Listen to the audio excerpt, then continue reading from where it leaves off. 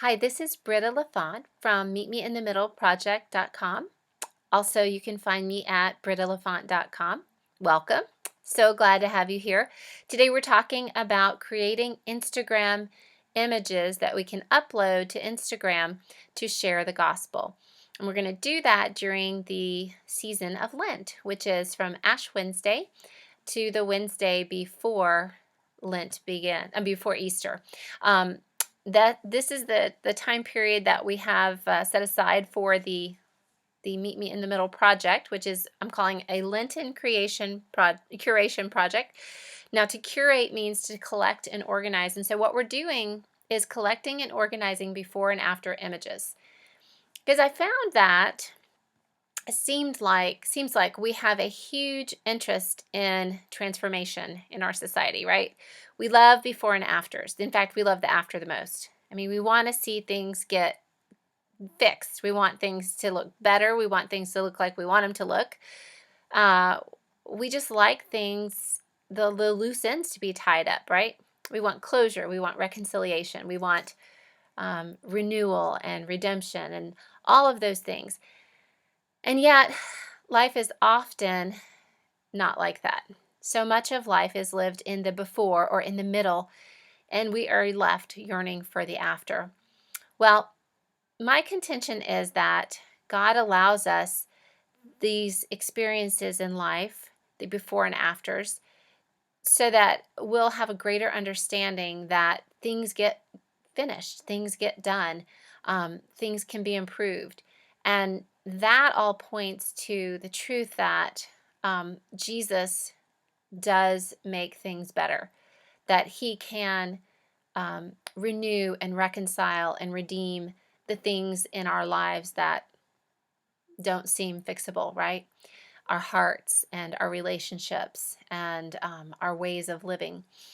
And so anyway, Easter, of course, is the biggest after ever, right? So we have Jesus bringing life out of death. I mean, that's like the best after story. You just can't top that, right? Unless you top it with the second coming, where Jesus comes to really bring the whole world into the great afterlife, right? But until then, we are in the middle. And so the Meet Me in the Middle project is really a celebration of the work that is ongoing in our lives and the work that Jesus is always doing in this world. So, okay, how can you participate? Well, if you are somebody who loves Instagram, let me show you what you can do. You can create an image. Now, this one I created for Pinterest. Then this one is my Instagram image. So you can create an image that is square like this and make it a before and after collage. So what I wanted to do was show you a couple of different options, a couple of different ways of putting before and afters together in the square dimension.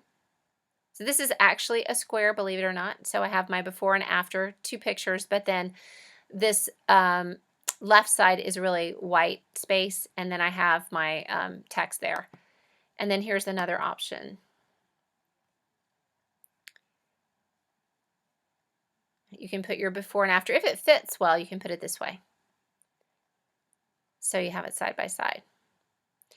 Okay, so how do you do this? Well, let me show you. The easiest way is to use PicMonkey, because PicMonkey has this wonderful function of creating a collage.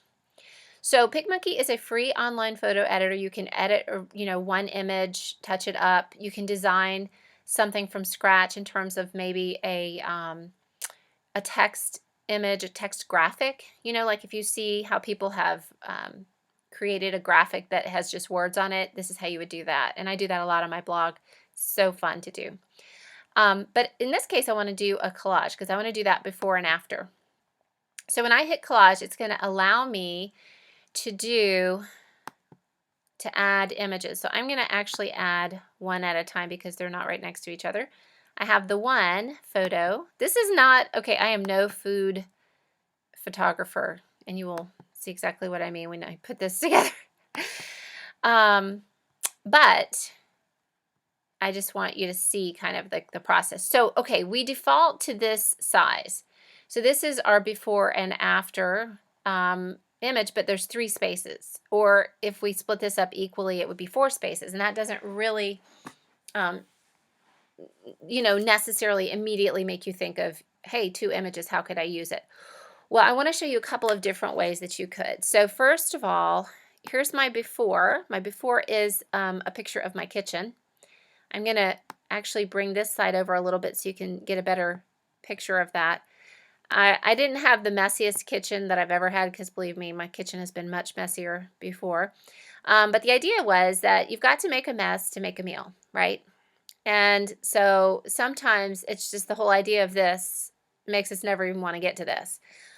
But the awesome thing is, in the process of creating something, something new is born, right?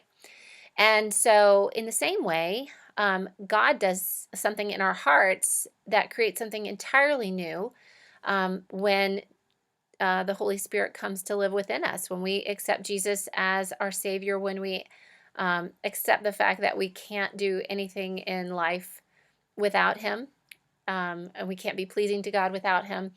All of those things will, over time, we will be transformed more and more into the image of Christ. And so for me, that's the encouraging part about the gospel, is that, first of all, that God would want to redeem us anyway. I mean, that he even wants to redeem us, right? But then finally, that He will do it, that He will make us more and more like Him, even though we aren't like Him as much as we would like to be right now. So anyway, okay, so this is just another before and after. I have lots of different ideas about before and after images. And so if you want to read more ideas about ways that you could participate in this project, please visit the website, meetmeinthemiddleproject.com. And okay, so here's one idea. And then we would go ahead and let me show you a few other choices before we add the words, because I want you to see different options.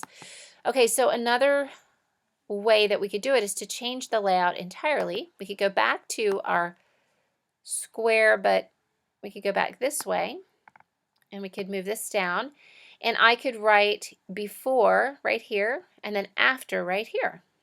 So I'm going to add text to this later, but you can see where you could add text here and you could add text here and have your before and after this way. I think the thing that I showed you on the website was from, let's see, Square Deal. Oh, Biggie Smalls. Okay, so it was this one. And then what we'd have to do is I added this one here. And I'm going back to the photos. So it's my before and after this way. And then as I come up, you can see that it's cutting out some of the image. And so for something where the images are more horizontal, this doesn't really work. So I think it's better to do it this way.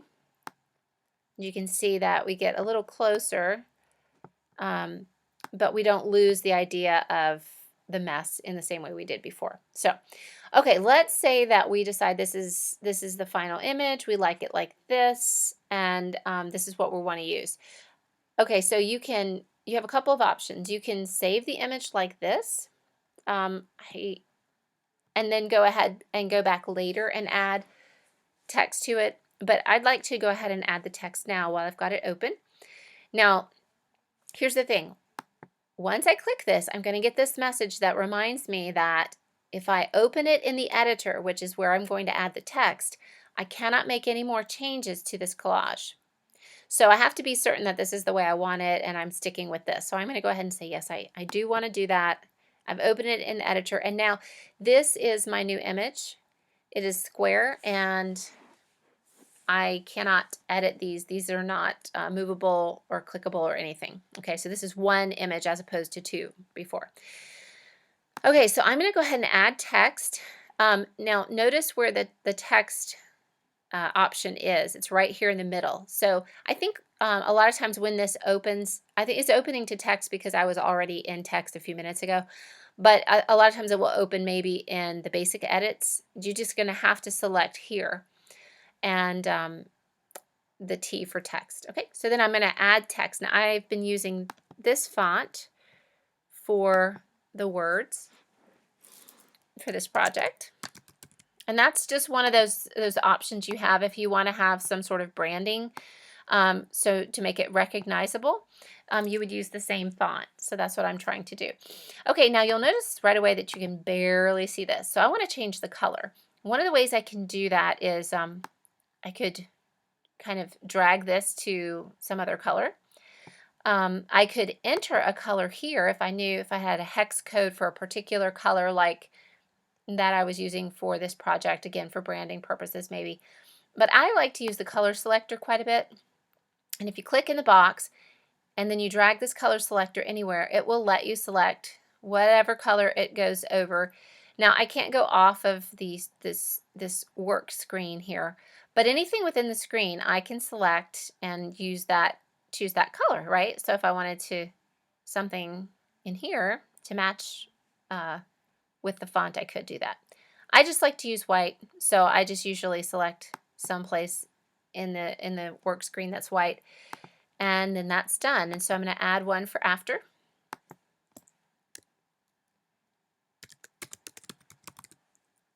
Okay, now here's where you can select the orientation of the text. So you can make it right flush, left flush, or centered. You can just kind of, this is like any other text box where you can grab it like that. I kind of don't like that right on top of that. I might move this down here a bit because I don't like it getting kind of messed up with this bottle. It's not like the bottle's that awesome, but I think it is a little distracting to read. How about like that? Before and after. Okay, the other thing we want to be sure to do, or at least I want to be sure to do, is to add the text about the hashtag. I'm trying to get the hashtag recognizable for you so that you can find one another on social media. Meet Me in the Middle Proj, P-R-O-J, is what we're using. Now here, I kind of like using this white space. Now, if you use this on your blog and you have a white background, you are not going to see the edge. I think you might have noticed that from the images I showed you before. It looked like the words were floating. Notice how I can resize my text, by the way. I can do it like this. I can also come over here and I could select a preset size. I could highlight this and change it to a particular size. I could even change the size this way. So it kind of depends on what you need. I am using a different font. Now notice this is the same number. Numerically it's the same size, but the font itself is larger, and so I need to go just a touch smaller. So we have that, and then I'm just going to center that. And then I'm going to save it. And that is my Instagram image. I can do it this way. I could do it any of the other ways, but on Instagram it needs to be square. Now the other thing is, if you have Instapic or some other app on your phone, you could make an image that is, not exactly square, and you could take it and it will crop it, or it will add the white space around it in order to allow you to upload it to Instagram. But I like being able to control it a little bit more and add my own text. I used to have a text editor that I was able to use with Instagram, but for some reason I cannot figure out how to do that anymore. But if you are able to make an Instagram collage with your phone, it's basically the same process as this. Now I have made this image and I'm making it on my computer. How would I get it to Instagram? Well, you're going to have to send it to your phone or save it in some way where you can get it to your phone. If you wanted to put it someplace online where you could select it from like an image from a website, you could do that. But typically what I'll do is just text something to myself, airdrop it if you have a Mac, or send it via email to yourself, and then you can save it to the images on your phone and upload it to Instagram from there. So when I hit save, it's going to take me back to this, of course, once we save Insta, wait.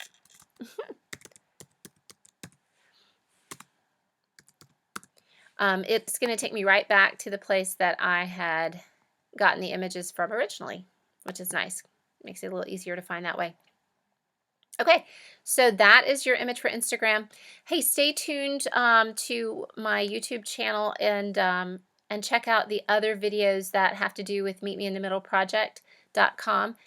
One of them will be talking about how to upload to Instagram, what kind of text you want to be sure to include. Telling your gospel story is really the whole point behind this project, and so I definitely wouldn't want you to be doing before and after pictures if you didn't see the connection to the gospel. That's really what we want to do, is we really want to kind of make God's name great this year together as a community online and use social media for good.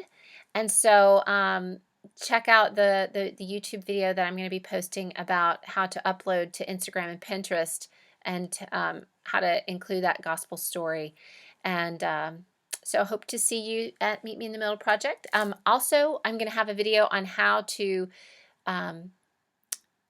link up with us at Meet Me in the Middle Project. Each Wednesday you can share your links for your Instagram images or for your pins or from your blog, and participate and just kind of hopefully build some community with other people who are interested in sharing their gospel stories and making God's name great. Thanks so much. Have a great day.